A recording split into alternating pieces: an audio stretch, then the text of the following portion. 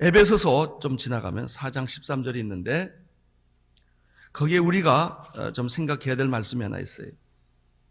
에베소 4장 13절 보면 우리가 다 하나님의 아들을 믿는 것과 아는 일에 하나가 되어 온전한 사랑을 이어 어디까지?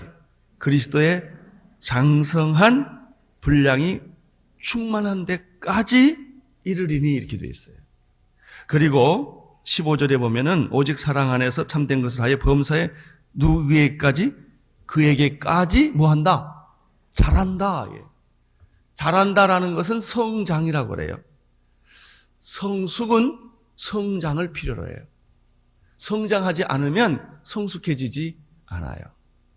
어린아이를 가리켜 성숙하다 이렇게 말하지 않아요. 성숙을 위해서는 성장이 필요합니다. 믿음의 성장이 필요합니다. 날마다 새롭게 성장되는 것이죠. 성장을 위해서는 고통이 필요합니다. 고통이 없이는 성장은 없습니다. 따라서 성장의 끝은 성숙이고 고통의 열매는 성장이에요. 고통이란 무엇입니까? 그것은 변화입니다. 변화를 주면 고통이 오는 거예요. 고통 없는 변화는 없습니다. 이 고통은 우리를 성장시키는 것이며 성장은 우리로 하여금 성숙에 이르게 만드는 것이죠. 그리스도인이 되는 것은 한순간에 이루어집니다. 내가 예수 그리스도를 영접하고 믿으면 바로 그 순간에 한순간에 임신이 되듯이 그건 오래 시간이 걸리는 게 아니에요. 한순간에 그리스도인으로 나는 거듭 태어나는 것이죠. 그러나 성숙한 그리스도인이 되는 것은 한평생 걸리는 일이에요. 성숙한 사람은 자기가 말할까요? 남이 말한 걸 들을까요? 미안해. 너무 이렇게 쉬운 얘기를 해서. 성숙한 사람은 남의 얘기를 많이 듣죠. 미숙한 사람은 그건 자기 주장한다는 것 똑같은 패턴이죠. 그래서 이 성숙과 미숙 사이의 걸림돌이 뭐냐? 그게 뭐냐면 변하지 않는 자아예요. 자기가 변하는 사람. 그걸 성숙한 사람이라고 그러고 아직도 자기가 변하지 않는 사람을 우리는 미숙의 모든 현상들을 결국은 자아에서 우리가 찾아볼 수가 있습니다. 오늘 우리는 이런 의미에서 출애굽기에 나오는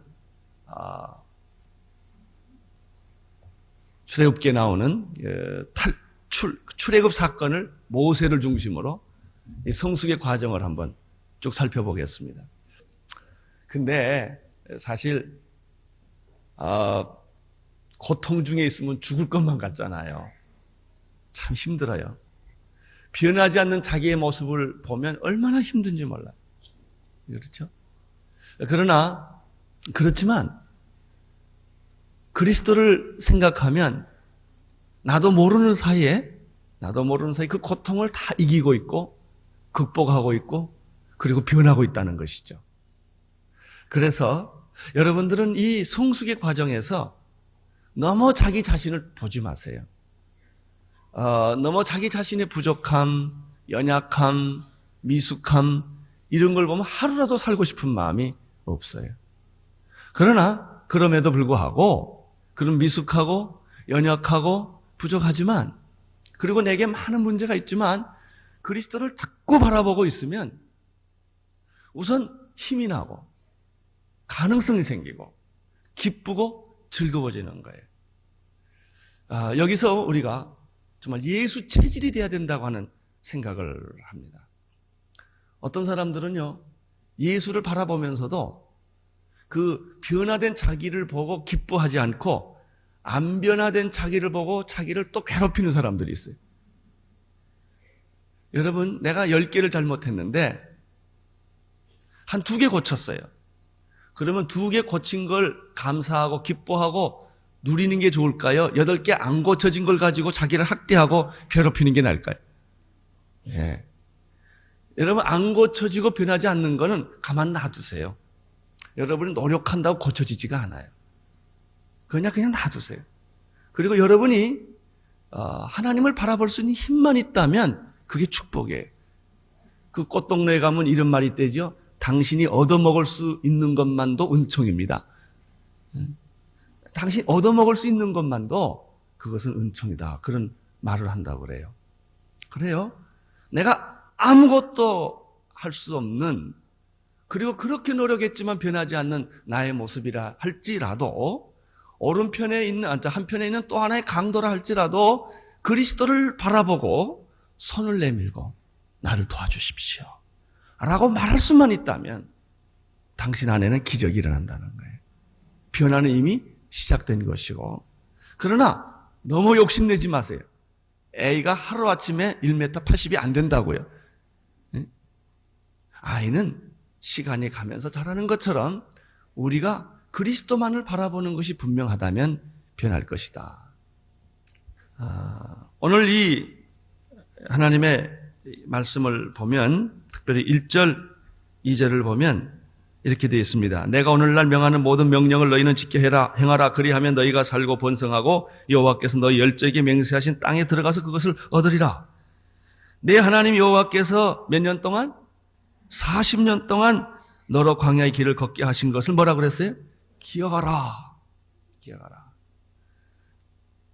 이는 너를 낮추시며 너를 시험하사 내 마음이 어떠한지 그 명령을 지키는지 아니 지키는지 알려 하심이라.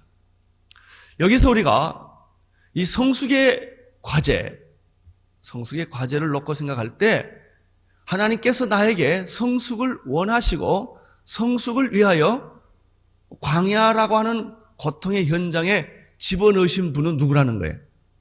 하나님의. 여러분이 실수해서 거기 간 게 아니고 하나님께서 여러분을 의도적으로 거기 집어넣었다는 것입니다. 여기서부터 출발을 우리가 해야 합니다. 이스라엘 백성들이 400년 동안 애굽에서 종살이를 했는데 하나님께서 거기에 그냥 두게 하지 아니하시고 모세를 보내서 이 사람들을 출애굽을 시킵니다. 출애굽을 시킨 데는 10가지 재앙과 홍해가 갈라지는 사건이 있었습니다. 그리고 젖과 꿀이 흐르는 가나안 땅으로 직통으로 데려가지 아니하시고 광야에 데려다가 때를 베낀 거예요. 애가 밖에 가서 노는데 시꺼매졌다고. 그것도 몇 달 동안 놀아가지고. 그래서 때를 베끼려면 가죽을 베끼는지 때를 베끼는지 모를 정도로 그런 사람이 참 많아요. 뭘 하나 고치려면 살을 찢는 것 같이 아파요. 왜냐하면 귀신하고 나하고 너무 섞어져가지고 이게 안 떨어져, 이게 안 떨어져. 이런 사람을 구원은 했는데 바로 안방으로 못 데려간단 말이에요. 바로 새 옷을 못 입힌단 말이죠. 그 사람에게 안방에 데려가고 침대에 가서 누이고 그러려면 우선 냄새나는 시궁창에서 평생 살던 그 사람, 머리에는 이가 가득 차고 뭐 그냥 정말 살인지 땐지 모르게 이렇게 살아온 이 사람을 먼저 데려다가 때를도 좀 베끼고 냄새 빠질래도 그 얼마나 오래 걸린다고. 냄새도 다 빼고 난 다음에 그 다음에 교양 있게 또 밥 먹는 것도 포크 나이프 하는 법도 알아야죠. 교양 있게 훈련도 시켜서 그리고 그 안방으로 응접실로 데려오는 것처럼 하나님께서 우리가 구원받았을 때는 괜찮은 사람이 아니란 말이에요. 내가 여러 가지 문제가 많은 하나님이 원하지 않는 문화 속에서 하나님이 원하지 않는 사고방식 속에서 세상 속에서 오래 때묻히고 살아왔던 사람이에요. 이런 사람을 하나님이 구원해 주신 것만도 고마운데 이제 우리를 어떻게 하시려고 정말 당신의 나라의 왕자로 삼으시려고 자녀로 삼으시려고 하기 때문에 이런 과정이 필요하다. 여러분이 여기서 조심할 게 하나 있어요.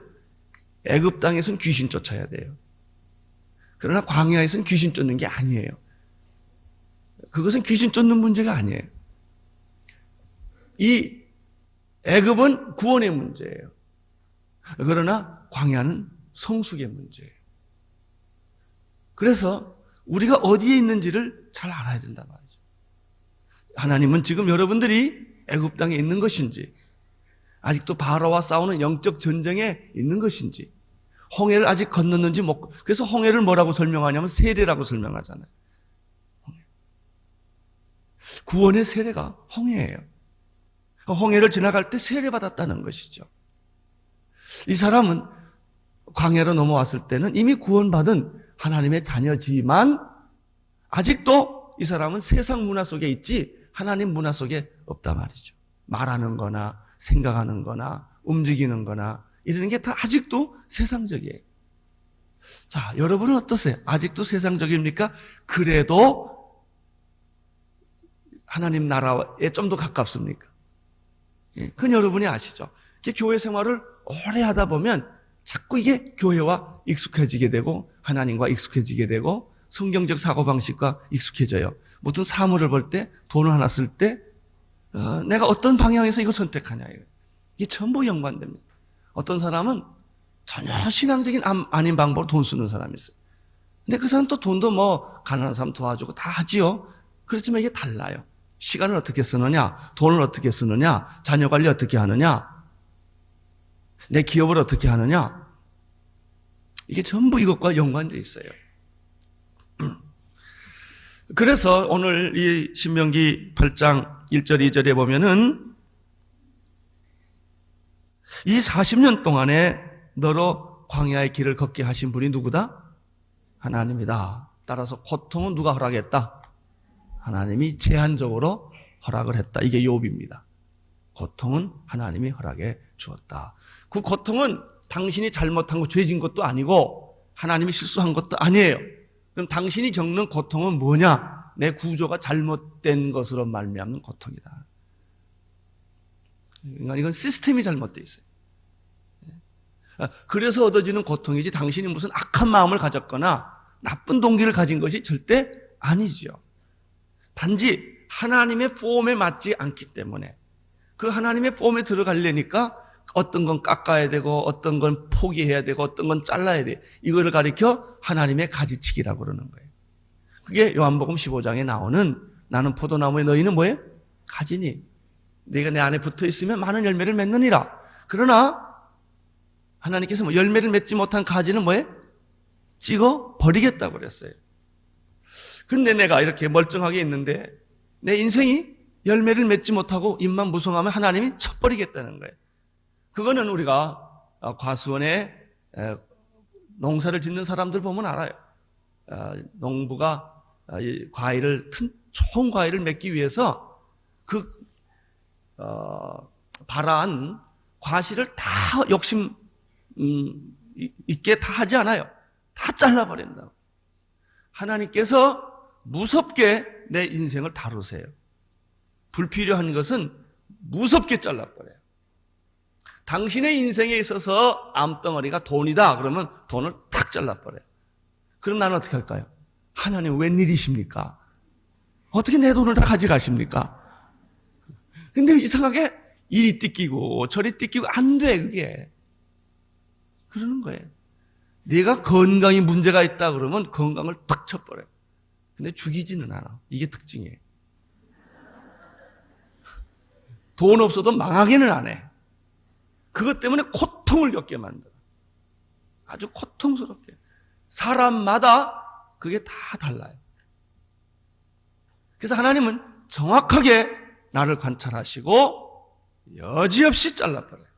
무섭게 잘라요. 두 번째, 이 말씀 속에서 첫 번째는 광야의 길을 걷게 하신 분이 누구다? 하나님이다. 고통을 허락하신 분도 누구다? 고통에는 뜻이 있다 없다? 있다. 그래서 고통을 두려워하지 말아라. 고통을 거부하지도 말아라. 그 고통은 당신에게 축복의 그릇이 된다. 우선 그렇게 생각하세요. 그렇게. 따라서 우리는 불평하지 않고 뭐예요? 감사. 쫓겨나면서 감사하고 잃어버리고 감사하고 그런 거예요. 그게 예수 안 믿는 사람이 볼 때는 황당하지요. 예수 믿는 사람들이. 황당한 거예요. 그런데 그 평안을 빼앗을 수 없는 거예요. 그 기쁨을 빼앗을 수 없는 거죠. 자, 두 번째 2절에서 너를 낮추시며 너를 모아사. 왜 당신을 그러면 하나님이 거기를 집어넣겠느냐? 두 가지 목적 때문이라는 거죠. 첫째, 너를 뭐하며? 낮추시며. 두 번째, 너를 모아사 시험하사 내 말을 듣는지 아니 듣는지 알려하려 하심이라. 너를 낮추는 것은 쉬운 말로 겸손이에요. 내 말을 듣는지 안 듣는지는 뭐예요? 순종이에요. 하나님이 우리를 향하는 목표는 두 가지라는 것이죠. 겸손과 뭐예요? 순종.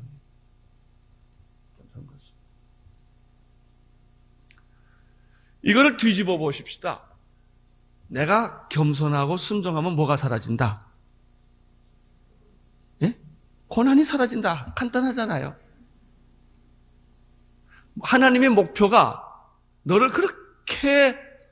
그렇게 광야에 40년 동안 마치 뭐하고 똑같으냐면 이렇게 돌리는 거 있잖아요. 뭐 넣어가지고 이렇게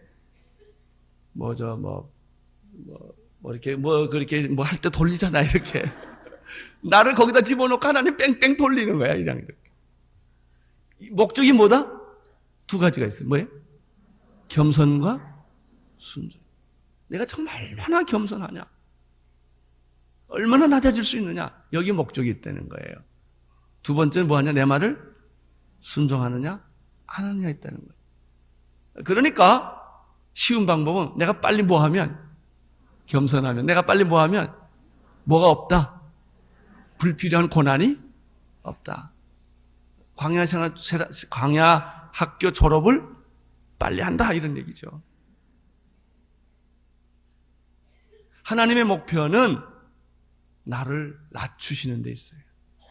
겸손하게 만드는 데 있어요. 하나님을 경외하게 하고 모든 것이 하나님께 비롯됐다고 믿게 하고 내가 한 것이 아무것도 없고 다 하나님이 하셨습니다. 자기를 자랑하지 않게 하시고 자기 의를 나타내지 않게 하시고 그래서 하나님이 모세를 잘 봐주다가 하도 이스라엘 백성들이 불평과 원망하니까 지팡이 누르고 물 잡고 달라고 그러니까 내가 너희를 위해 물을 내리라고 그 반석을 치다가 혼이 나잖아요. 물은 누가 주는 건데 하나님. 근데 모세가 착각했다고요. 내가 너에게 물 주랴 이랬다고요. 야, 이거를 하나님이 너를 뭐 하시고 낮추시고 너를 어떻게 순종하는 겸손과 순종이 하나님의 목표다 하는 것입니다. 나를 낮추시게 하는 비결은 뭘까요?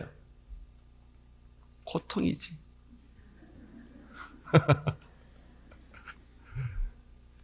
이 하나님이 하시는 방법은 참 오묘해요.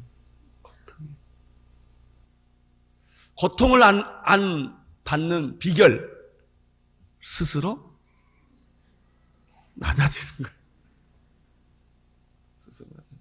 저는 이거는요 이런 생각이 들어요. 군대 가면 낮은 포복이라는 게 있어요. 이렇게 철조망을 해놓고 이제 M1총 하나 들고 이렇게 이제 그 철조망 밑을 기어가는 게 있어요.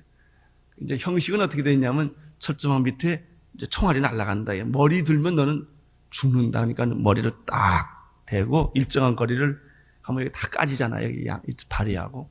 그런데 저는 그걸 생각하다 이런 은혜를 받았어요. 마귀가 일정한 높이에서 사격을 해요. 이렇게. 그러니까 그 일정한 높이 밑에만 항상 기어다니면 절대 안 죽게 돼 있어요. 진짜 우리의 문제는 교만의 문제, 오만의 문제, 오만과 편견, 교만. 그렇게 겸손하다가도 고개를 불쑥불쑥 들고 내가 했다고 말하고 내 개성, 내 주장, 내 자존심. 그러니까 우리들이 고통하는 건 별게 없어요. 내 자존심, 내 주장, 내 생각, 내 교만. 다 이 종류의 문제들이에요. 그것만 딱 엎드려 있습니다. 이 성경의 원어를 보면요, 하나님 앞에 엎드려졌다는 것은 코를 땅에 댔다 그 말이에요. 딱 엎드리는 거예요. 하나님은 일보다 겸손을 원하시고 정의와 선보다 순종을 더 원하신다 하는 것입니다.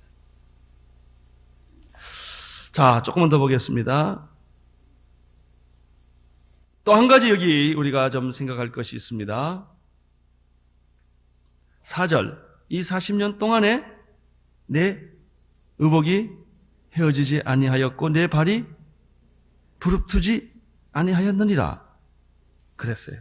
이 아주 중요한 말이에요.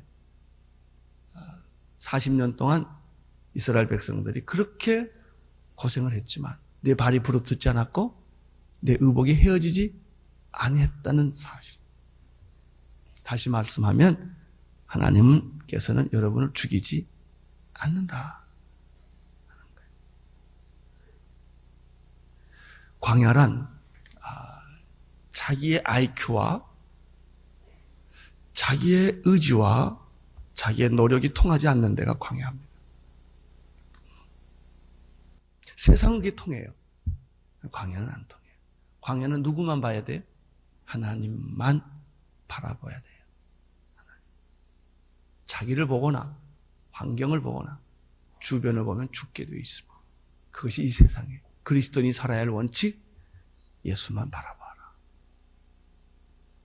예수만 바라봐라. 그러면 산다. 내 의복이 헤어지지, 내 발이 부릅뜨지 않았다. 우리는 모든 것을 다 잃었지만 발견된 게 하나 있어요. 그리스도예요. 우리 하나님 한 분, 예수님만 얻을 수 있다면 우리는 내 생의 모든 것을 다 잃어버렸다 할지라도 그는 가장 큰 것을 얻은 자요, 천국을 소유한 자인 줄로 믿습니다.